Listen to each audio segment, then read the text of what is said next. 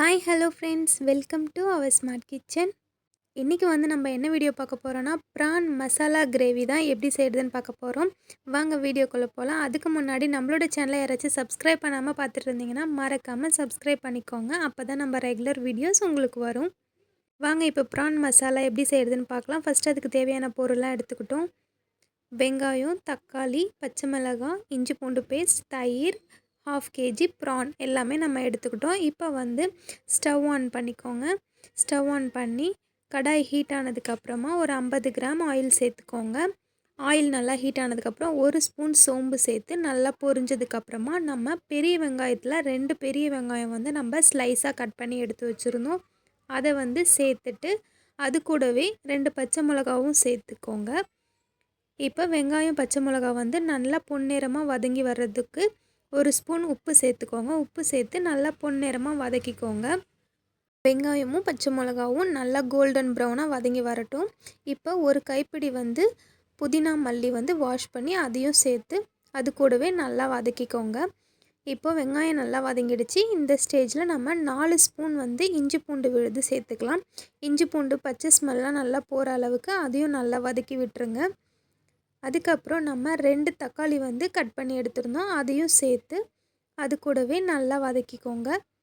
வெங்காயம் தக்காளி நல்லா தொக்கு கன்சிஸ்டன்சிக்கு நல்லா வதங்கி வரணும். இப்போ நம்ம 1 ஸ்பூன் மஞ்சத்தூளும் அது கூடவே சேர்த்து நல்லா வதக்கிக்கோங்க. இந்த மாதிரி நல்லா வதங்கி தொக்கு மாதிரி வரணும். அப்போ தான் கிரேவியோட டேஸ்ட் நல்லாயிருக்கும். இப்போ வெங்காயம் தக்காளி நல்லா வதங்கிடுச்சு. நம்ம வாஷ் பண்ணி வச்சுருந்த ப்ரானையும் அதில் சேர்த்துக்கலாம்.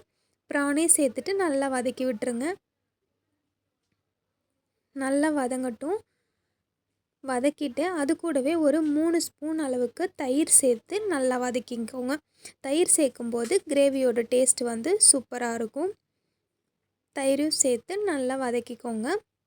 இப்போ நம்ம மசாலாஸ்லாம் சேர்த்துடலாம். 1 ஸ்பூன் மல்லித்தூள், 1 ஸ்பூன் தனி மிளகாத்தூள், 1/2 spoon garam masala, 1/2 spoon chicken masala, இதை மட்டும் சேர்த்துக்கோங்க. இந்த மசாலாஸ் மட்டும் சேர்த்து நல்லா வதக்கி விட்டுருங்க. நல்லா மசாலா பச்சை ஸ்மெல்லாம் போகிற அளவுக்கு நல்லா வதக்குங்க. வதக்கிட்டு அதை ஒரு பிளேட் போட்டு மூடி வச்சுருங்க. ஒரு 5 மினிட்ஸ்லேயே ப்ரான்லேருந்தே நிறைய கொஞ்சம் தண்ணி வர ஆரம்பிக்கும். தண்ணி ப்ரானும் கொஞ்சம் வெந்துடும். அது கூடவே நம்ம ஒரு 1/4 டம்ளர் தண்ணி சேர்த்து ப்ரான் நல்லா வெந்து தொக்கு கன்சிஸ்டன்ட்டுக்கு வர அளவுக்கு நல்லா வேக வச்சுக்கலாம். இப்போ பாருங்கள், இந்த மாதிரி எண்ணெய்லாம் பிரிஞ்சு வந்ததுக்கப்புறம் நம்ம லாஸ்ட்டாக கொஞ்சமாக கொத்தமல்லி தழை தூவி ஸ்டவ் ஆஃப் பண்ணிடலாம். சூப்பரான ப்ரான் மசாலா கிரேவி ரெடி ஆகிடுச்சு. கண்டிப்பாக நீங்களும் இதே மாதிரி செஞ்சு பார்த்துட்டு எப்படி இருந்துச்சுன்னு மறக்காமல் கமெண்ட் பண்ணுங்கள். நெக்ஸ்ட் வீடியோவில் பார்க்கலாம். பாய்.